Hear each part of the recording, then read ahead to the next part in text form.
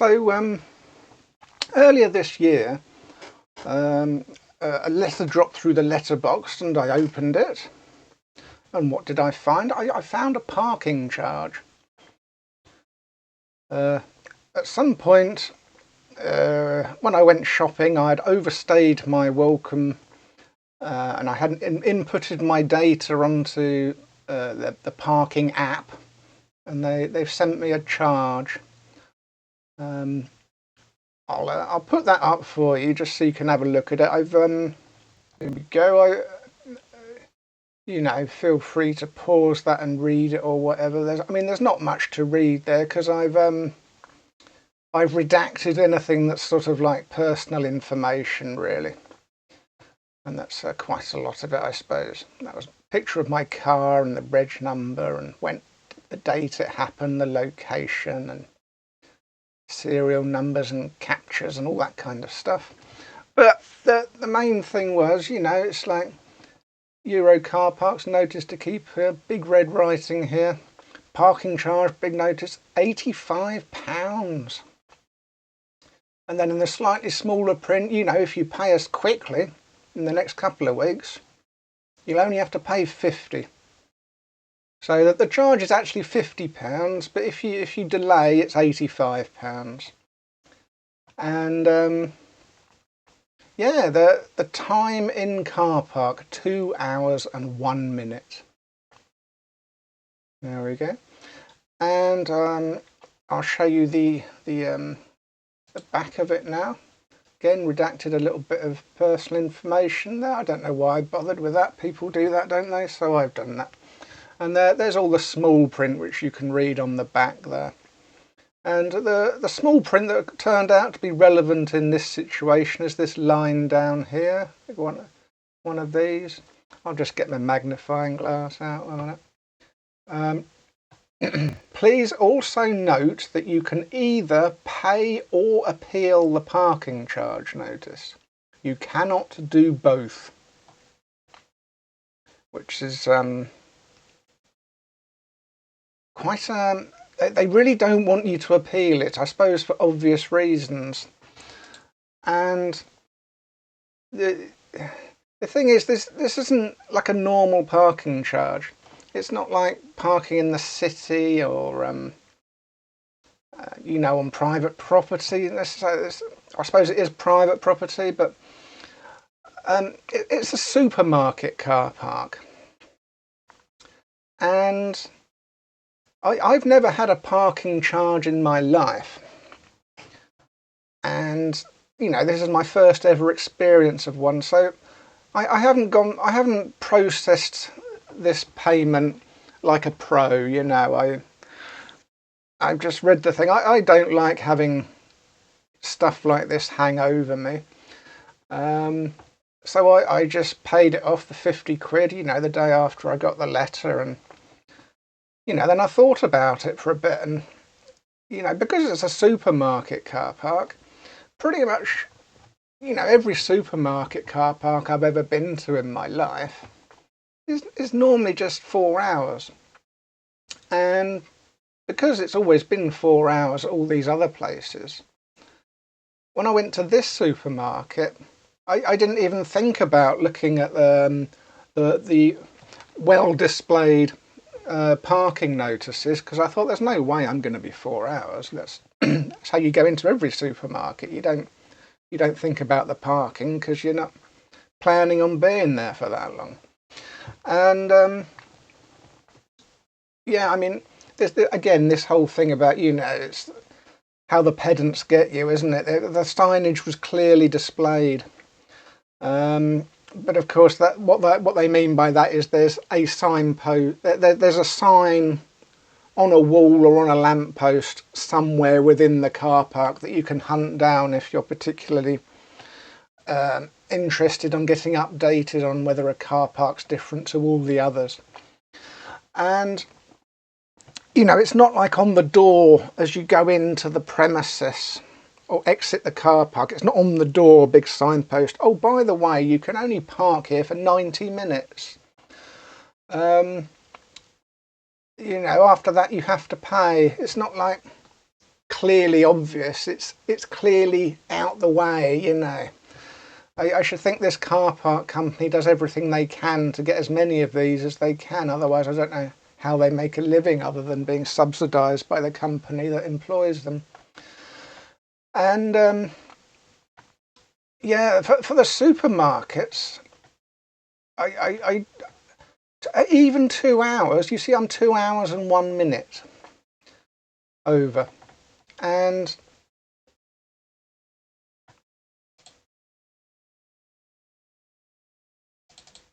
if you go onto this particular supermarket's website, you know, which I did while I was thinking about, you know, how did this happen? And it says, our customers are welcome to park in most of our car parks for up to 2 hours. And I thought, that's very stingy. Why is this supermarket being so stingy? That's really bizarre. I mean, I suppose 2 hours is probably enough for me.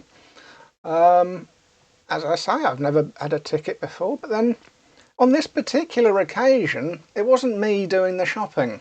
I was escorting an elderly lady to go and do her monthly shop. And, you know, I was doing a good deed, as it were, which makes it all the more ironic, really.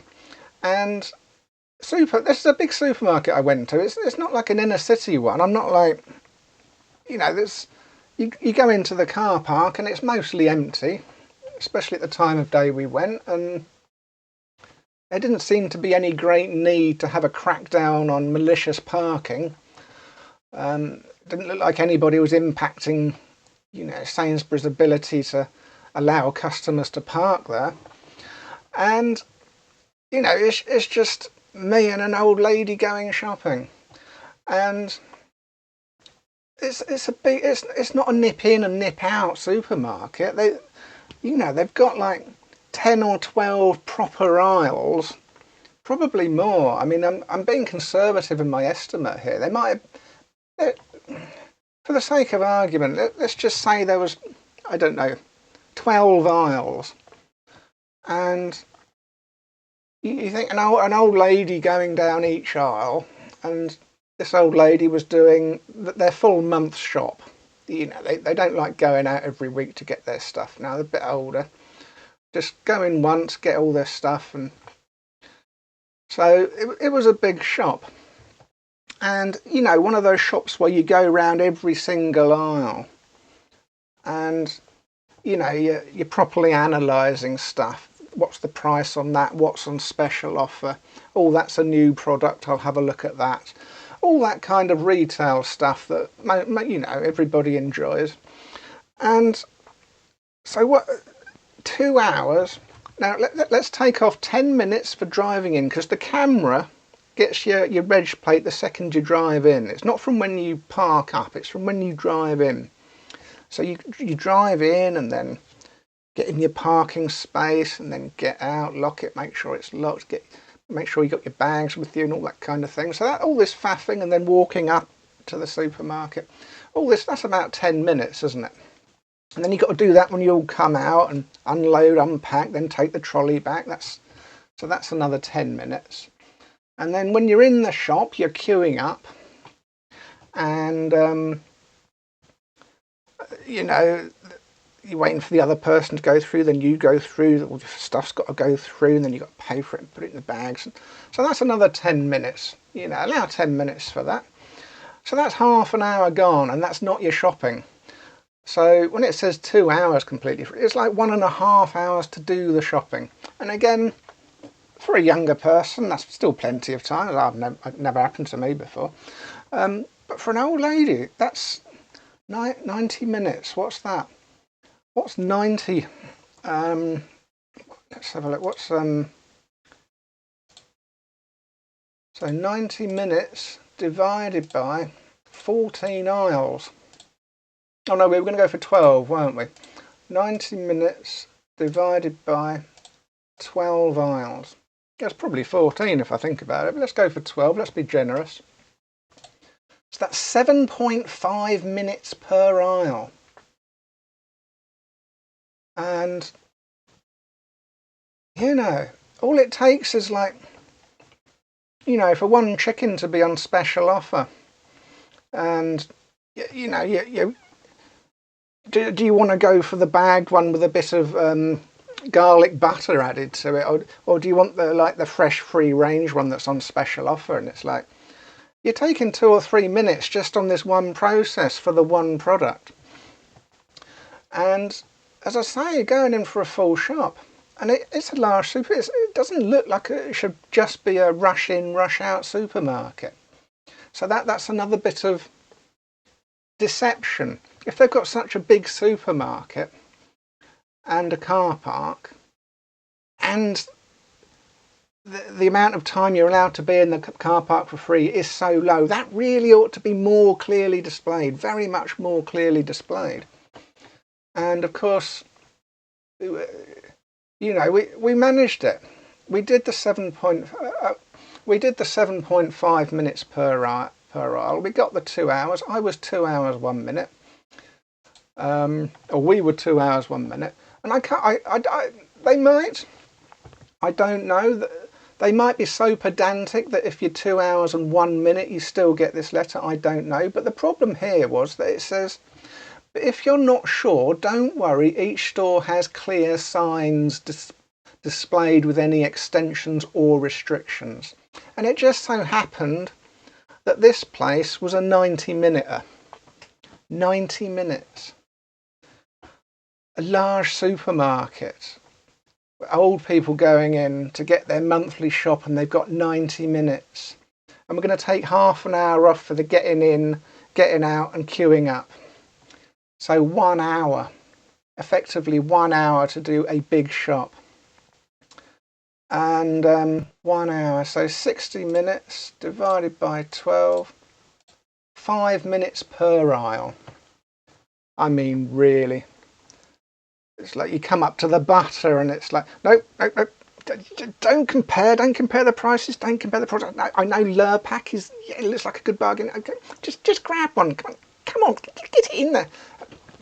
Rushing around, you're not going to do that, are you? I mean, that's not the retail experience. It just makes no sense. Why that particular store has a restriction, and you know that this particular supermarket chain already has a pretty severe restriction, and then this one hasn't. It feels like it's just designed purely for the nickel and diming, so that this car parking company can get some money. So let's come out of here,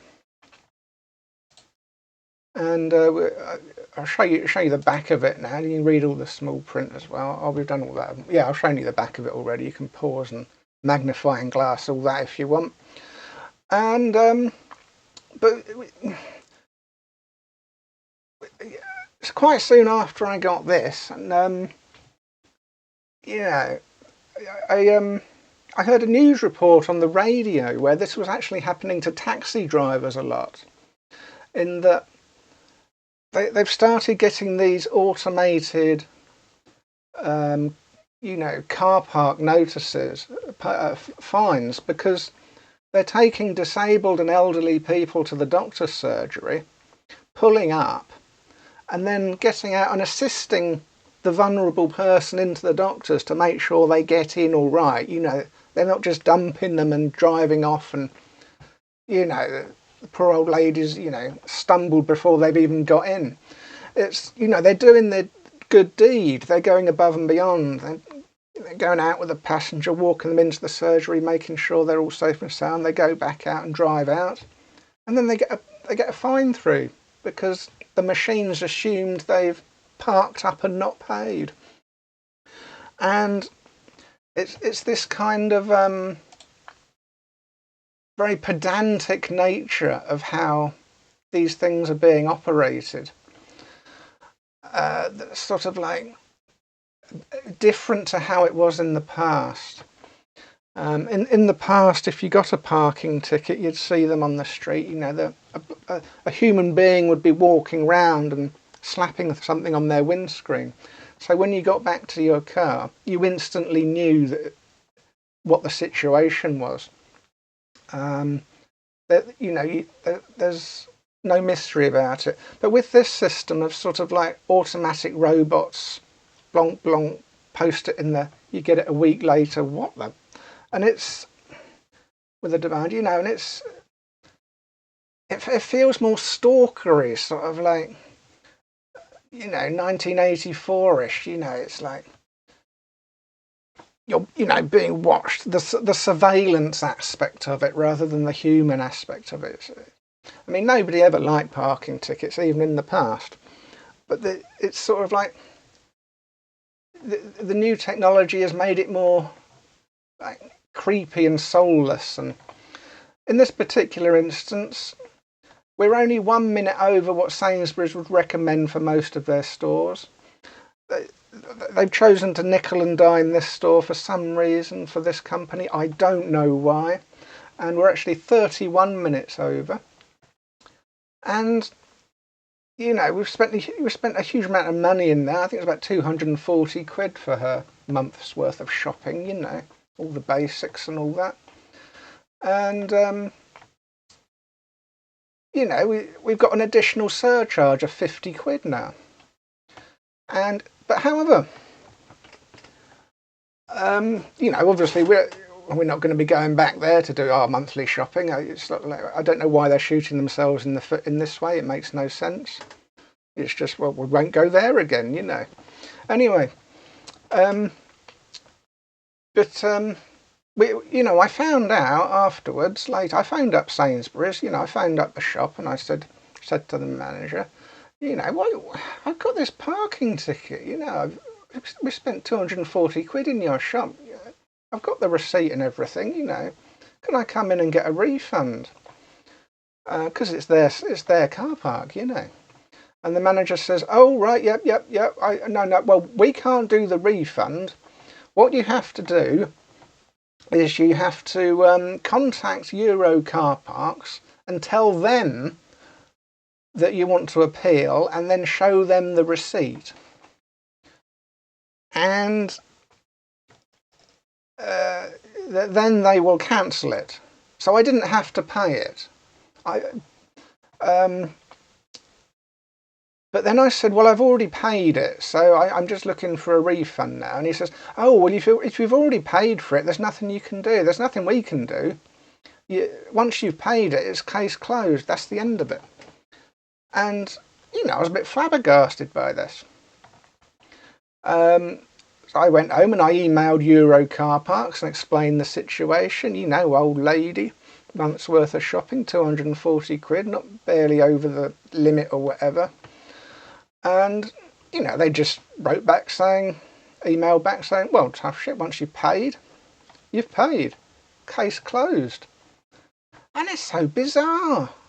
I mean, what is that rule for? I can understand getting a parking ticket. I can understand why car parks have limits. But in this particular situation, it just seems much more grotesque than a normal parking situation. I mean, it's going to be the old people that get caught out by this, isn't it? And probably people with disabilities. And they're going to be the ones that struggle the most with this whole technology, and you can only pay by app, and they've had a very long life of not going to supermarkets and not bothering to read the signposts, because you get in a supermarket, you get long enough. You'd have to be a pretty dumb supermarket to start charging your customers for extending their welcome or whatever to their car park, And supermarket car parks are never like jammed to the point where excessive parking is causing a problem. And it's only really, that's the objective of it. That's the whole objective of these car park fines, is if people are abusing the system, like if they're leaving their car overnight, or they're dropping it off in the morning to go to work and then picking it up when they come home. And it's not just for people who just go over the limit a bit while they're shopping. That's not the purpose of it. And you know, this highly pedantic measuring of your exact minutes by CCTV and then automatically sending out fines if somebody goes like a, you know, whatever the threshold minutes over is. It might be the designated purpose of the car park company, but I don't think that's the designated purpose of a supermarket. I don't think that's their intentions. And anyway, it's a bit disappointing that I find out after the fact that this one line of small print down here, it was the most important bit of small print. You know, oh right, please also note that you can either pay or appeal the parking charge. You cannot do both, you know. And the problem I have with it isn't the charge. I'm happy to pay a fee if I've broken a rule. And I'm also happy to complain that I think in this particular instance, you know, that it's almost like entrapment in such a short amount of time for such a large supermarket.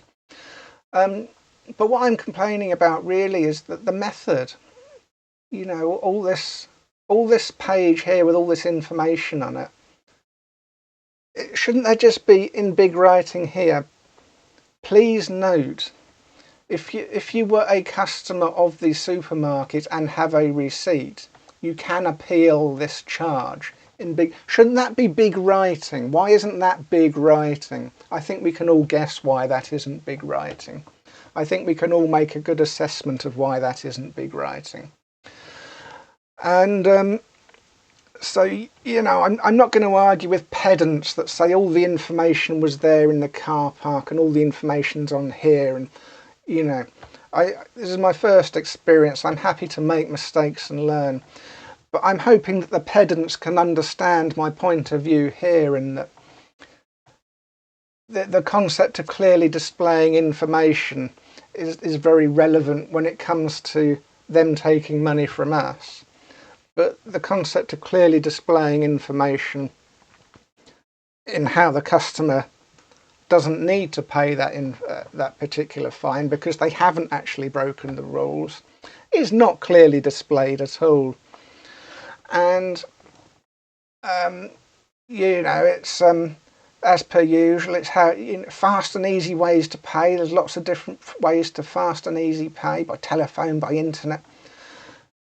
You know, again, you know, if you were a customer of the store and you've got your receipt and you think this is, you don't have to pay this, which I don't. The manager of the store said, oh no, I wouldn't have to pay this. Then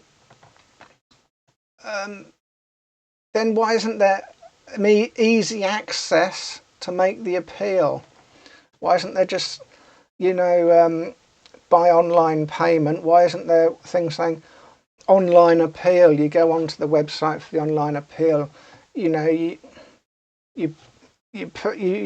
take a screenshot of your receipt, send it in with the case number, and that is while you're waiting, not 28 days later. You know, not while people think about it, but equally as instantly as the, you know, the computer instantly photographs you and send out this document and instantly takes your payment. It instantly tells you as soon as you've done that, thank you very much, your charge is now taken care of, you no longer have to pay, and there's your screenshot of it that you can take a photo of, screenshot of. And you know, it just seems like such a lazy, stupid way to go about it, if you know what I mean.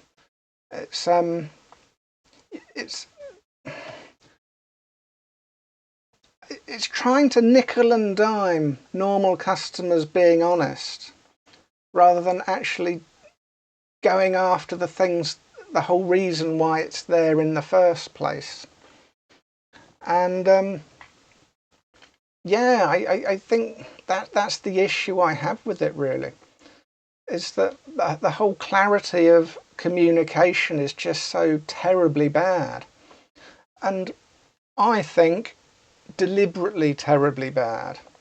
I mean, there are so many ways that you could resolve this before it even gets to this stage. Like when you go up into the supermarket, you're at the tills or whatever, the till could say, "Did you park in our car park?" And you could just put yes, and then it says, "Can you put in your license plate?" So you put in your license plate at the tills, and then that automatically sorts all this out. And then you just keep the receipt in case there's a technical difficulties. And again, that with the current system where you go into the shop to customer services after you receive the fine, give them your receipt, and then they contact Euro Car Parks, that in itself is just asking for trouble, isn't it? You've got to rely on this middleman, the manager, to actually process this and process it correctly and put in the information correctly. And you know, when it should just be the customer or whatever. And again, like I said, on the door, you don't need these signs all around the car park with all this small print, you know, upload our app and all that kind of thing. You can be on the door to the car park, you know, properly well displayed. How much free time you have. If you want longer, use this app, you know. And there is just, it's just this particular method of going through this process in this modern age just seems ridiculous. We've come a long way from putting small coins into a machine that gives you a ticket that you put in your car. You know, the waste of paper and the machine's not working, and do I have the cash? Great, technology is helping us solve that, but no, it's just made it more I can't even say the word. Obfuse. I don't know the word. Obfuscating. That's probably it. Obfuscating. And it's, in my opinion, made it worse, really. And yes, I don't know why Sainsbury's is only giving you 90 minutes in a large supermarket. I don't know why they're not being more upfront that this supermarket is different to their advertised, you know, 2-hour limit or whatever. There's no obvious reason why that's the case.